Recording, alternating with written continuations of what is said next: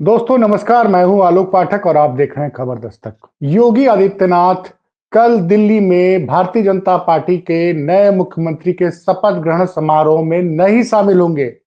जी हां, breaking news है। योगी आदित्यनाथ कल दिल्ली में भाजपा के नए मुख्यमंत्री के शपथ ग्रहण में नहीं शामिल होंगे। ये बड़ी खबर है। इसका मतलब मोदी और योगी के बीच में सब कुछ ठीक नहीं है।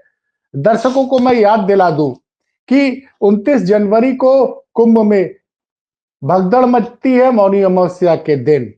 उसी दिन 28 तारीख को 28 जनवरी को दिन में दिल्ली से प्रचार करके योगी आदित्यनाथ लौटे थे। 28 और 29 तारीख की रात को मौनी अमावस्या पे भगदड़ मच जाती है। भगदड़ की खबर को योगी सरकार दबाए रखती है और योगी सरकार ने मीडिया पे भी ऐसा कंट्रोल किया था कि लगभग मेन स्ट्रीम मीडिया ने इस खबर को बहुत ज्यादा नहीं चलाया था। लेकिन 11:40 पे उस दिन प्रधानमंत्री ने ट्वीट करके ये जानकारी दी कि उस दिन भगदड़ में कुछ लोगों की जान गई थी, जिसके लिए प्रधानमंत्री जी ने शोक प्रकट किया था। उसके बाद मैं दर्शकों को बता दूं कि 29 जनवरी से लेकर 3 फरवरी तक चुनाव प्रचार चला दिल्ली में, लेकिन योगी आदित्यनाथ को ने दिल्ली में चुनाव प्रचार नहीं किया। सुनने में आया कि केंद्रीय नेतृत्व ने कहा कि योगी जी आप प्रचार में आप नहीं आएंगे और आप बैठ के कुंभ की व्यवस्थाएं दिल्ली से लखनऊ से देखेंगे। ये चौंकाने वाली बात थी क्योंकि योगी खेमा ये कहता है कि इस वक्त ऐसा योगी के खेमे के कुछ लोग हैं बकायदे सोशल मीडिया के कैंपेन चलाते हैं। इसकी जांच होनी चाहिए। कौन लोग हैं जो योगी खेमे के लोग हैं जो बार बार ये बताते हैं कि योगी आदित्यनाथ इस वक्त हिंदू हृदय सम्राट हैं। वो हिंदुओं में लोकप्रियता के मामले में नरेंद्र मोदी से भी आगे निकल चुके हैं। अब दिल्ली में भारतीय जनता पार्टी का चुनाव है। उसमें 5 दिनों तक 29, 30, 31, 1, 2, 3 पूरे 6 दिन तक चुनाव प्रचार चलता है और योगी आदित्यनाथ को वो चुनाव प्रचार में नजर नहीं आते हैं। योगी आदित्यनाथ खुद नहीं गए या दिल्ली ने मना कर दिया कि आपको चुनाव प्रचार में नहीं आना है। और दूसरी तरफ उनके घोर विरोधी माने जाने वाले ब्रजेश पाठक और केशव मौर्य ने जमकर दिल्ली में चुनाव प्रचार किया। नतीजे आ गए 8 फरवरी को और दिल्ली में प्रचंड बहुमत की सरकार बनती है। अब से कुछ देर बाद दिल्ली के मुख्यमंत्री का नाम का चयन हो जाएगा और कल दिल्ली के ऐतिहासिक रामलीला मैदान में शपथ ग्रहण समारोह होगा। इस शपथ ग्रहण समारोह में एनडीए के सभी राज्यों के मुख्यमंत्रियों को आमंत्रित किया गया है और ऐसे में पक्की खबर है कि योगी आदित्यनाथ कल इस शपथ ग्रहण में शामिल नहीं हो रहे हैं। इससे साफ लग रहा है कि दिल्ली और लखनऊ के बीच में सब कुछ ठीक नहीं है। जो खबरें आती हैं कि दिल्ली और लखनऊ में सब कुछ ठीक ठाक नहीं है, उस खबर को बल मिलता है। पहले 6 दिन तक योगी आदित्यनाथ दिल्ली के प्रचार में नहीं आए, अचानक से उनका चुनाव प्रचार रोक दिया गया और अब शपथ ग्रहण में वो शामिल नहीं हो रहे हैं। ये मेरे पास इसकी पुख्ता जानकारी कल योगी आदित्यनाथ दिल्ली नहीं जा रहे हैं। तो ये अच्छा कुछ और भी चीजें हैं। कल मीडिया में खबरें आई, एनजीटी में एक रिपोर्ट दाखिल की सेंट्रल पोल्यूशन कंट्रोल बोर्ड ने और उसने ये बताया कि संगम प्रयागराज में गंगा का पानी न नहाने योग्य है न आमचन के योग्य है। उस रिपोर्ट में यह दावा किया गया कि फीकल कोलीफॉर्म बैक्टीरिया जो कायदे से 1 ml में 100 से ज्यादा नहीं होना चाहिए, उसके जो 75 जगह से सैंपल लिया था सेंट्रल पोल्यूशन कंट्रोल बोर्ड ने 6 जनवरी से लेकर 21 जनवरी तक का, उसमें कहीं पे भी हर जगह फीकल कोलीफॉर्म बैक्टीरिया जो है 1 ml पानी में कहीं 2000 था, कहीं 3000 था, कहीं 700 था, कहीं 900 था।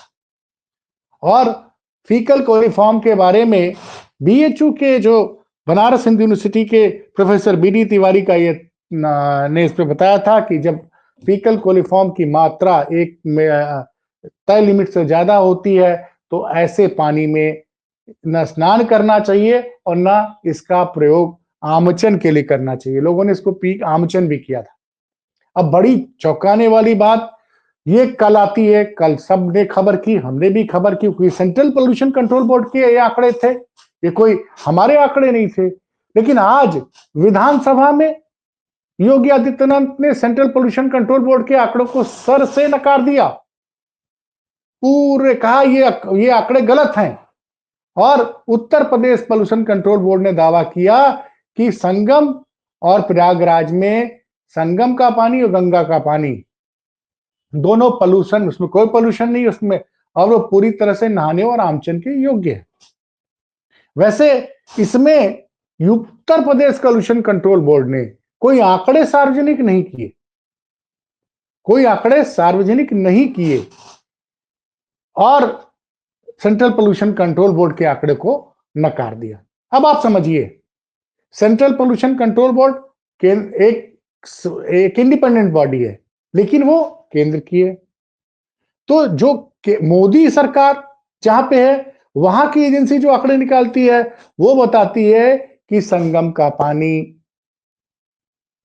प्रयागराज में, जहां पे योगी सरकार ने दावा किया कि 55 करोड़ लोगों ने अब तक स्नान किया है, वो न नहाने के योग्य है, न आमचन के योग्य है। वहीं Uttar Pradesh pollution control board कहता है कि नहीं, ऐसे ये सब आंकड़े फर्जी हैं, वहां का पानी में कोई प्रदूषण नहीं। और इस बात को योगी आदित्यनाथ विधानसभा में कहते हैं कि लोग झूठी खबर फैला रहे हैं, झूठी खबर चला रहे हैं। अब हम जैसे पत्रकार या मीडिया हाउस ये तो बता नहीं सकते हैं, भाई सेंट्रल पोल्यूशन कंट्रोल बोर्ड में जो रिपोर्ट दाखिल की उसके हिसाब से हमने खबर की। लेकिन Uttar Pradesh pollution control bureau किस बेसिस पे कह रहा है, वो कोई आंकड़े सार्वजनिक नहीं कर रहा है। सुनने में तो यह भी आ रहा है कि नेशनल ग्रीन ट्रिब्यूनल ने इस मामले में यूपी पोल्यूशन कंट्रोल बोर्ड को बहुत तगड़ी झाड़ लगाई है, बहुत डांटा है कि ये जो है, आप सेंट्रल पोल्यूशन कंट्रोल बोर्ड के आंकड़े को आप नहीं नकार सकते हैं, फिर से पोल्यूशन की जांच कराइए और नए आंकड़े प्रस्तुत कीजिए। देखिए, ये चीजों को मैं इसलिए बता रहा हूं कि मैं बार बार कह रहा हूं कि दिल्ली और लखनऊ के बीच में सब कुछ ठीक नहीं है। अब आप सोचिए, 27 साल बाद दिल्ली में भारतीय जनता पार्टी की सरकार बन रही है और उत्तर प्रदेश जो देश का सबसे बड़ा प्रदेश है, वहां का मुख्यमंत्री दिल्ली के मुख्यमंत्री के शपथ ग्रहण में क्यों नहीं जा रहा है? वैसे खबर तो और भी है, पुख्ता खबर आ रही है कि नीतीश कुमार भी कल इस शपथ ग्रहण में शामिल नहीं होंगे। अब योगी भी नाराज, या योगी नाराज है, खुद नहीं जा रहे हैं कि योगी को आने से मना किया गया है, इसकी जानकारी मुझे नहीं है। हाँ, मुझे इतनी पक्की जानकारी है कि योगी कल नहीं जा रहे हैं। वैसे अभी मैं सुन रहा था, वीरेंद्र सचदेवा जो दिल्ली भारतीय जनता पार्टी के अध्यक्ष है, वो बोला हमने सभी एनडीए के सभी राज्यों के मुख्यमंत्री उप मुख्यमंत्रियों को आमंत्रित किया है। लेकिन मैंने बिहार में पता किया तो पता चला, जो मेरे सूत्र बता रहे हैं कि नीतीश कुमार भी शपथ ग्रहण में नहीं जा रहा है। वैसे ये बड़ी खबर है, क्योंकि अब से कुछ दिन, 2-3 दिन पहले नीतीश कुमार दिल्ली गए थे, ना उन्होंने अमित शाह से मुलाकात की, ना उन्होंने नरेंद्र मोदी से मुलाकात की। और अब जब कल दिल्ली में 27 साल बाद, और सबसे चौंकाने वाला तथ्य यह है कि नीतीश कुमार की पार्टी जेडीयू ने भी बीजेपी के साथ मिलकर दिल्ली में विधानसभा चुनाव लड़ा था। ये ठीक है, उनका उम्मीदवार चुनाव हार गया, लेकिन चुनाव तो सब लोगों ने साथ लड़ा था। और ऐसे में अच्छा, दिल्ली में बड़ी संख्या में बिहार के रहने वाले लोग, बिहार के लोग रहते हैं, वोटर भी बिहार के हैं। पूर्वांचल और बिहार की आबादी तो दिल्ली में माना जाता है कि दिल्ली में 30 से 35% है। और नीतीश जी ने भी शपथ ग्रहण से दूरी बना ली है, योगी जी ने भी दूरी बना ली है। तो इसका मतलब आप खुद समझिए, ये जो खबरें बार बार आ रही हैं कि मोदी और योगी के बीच में सब कुछ ठीक नहीं है, और सेंट्रल पोल्यूशन कंट्रोल बोर्ड बोलता है कि दिल्ली में, माफ कीजिएगा, प्रयागराज में संगम का पानी स्नान योग्य नहीं है, आमचन के योग्य नहीं, वो तमाम डाटा देता है एनजीटी को। और Uttar Pradesh pollution control board कहता है कि नहीं, संगम का पानी स्नान योग्य है, आमचन के योग्य है। और योगी आदित्यनाथ विधानसभा में कहते हैं कि लोग झूठी अफवाह फैला रहे हैं, संगम का पानी प्रदूषण के में कोई प्रदूषण नहीं है। खैर, आज की बड़ी ब्रेकिंग खबर थी, आपके साथ हमने शेयर कर दी। खबर दस्तक को देखिए, चैनल को सब्सक्राइब कीजिए, शेयर कीजिए। हम लोग एक टीम बना के इस पे काम कर रहे हैं। उत्तर प्रदेश और बिहार की विश्वसनीय खबरें आप तक, कोई कोई हम यहाँ दिन भर सरकार बनाने और बिठाने नहीं करते हैं, हम सच्ची खबरें आप तक पहुंचाएंगे। मैं उत्तर प्रदेश से हूँ, हमारे जो साथी हैं, छोटे भाई है राज कपूर, वो बिहार के हैं, जर्नलिज्म के ग्रेजुएट हैं, कई बड़े मीडिया हाउस में काम कर चुके हैं। मेरे बारे में तो आप सब लोग जानते ही हैं। तो हम लोग एक प्रयास कर रहे हैं। अगर आपको अच्छा लगता है तो इस चैनल को सब्सक्राइब कीजिए और शेयर कीजिए। बहुत बहुत धन्यवाद।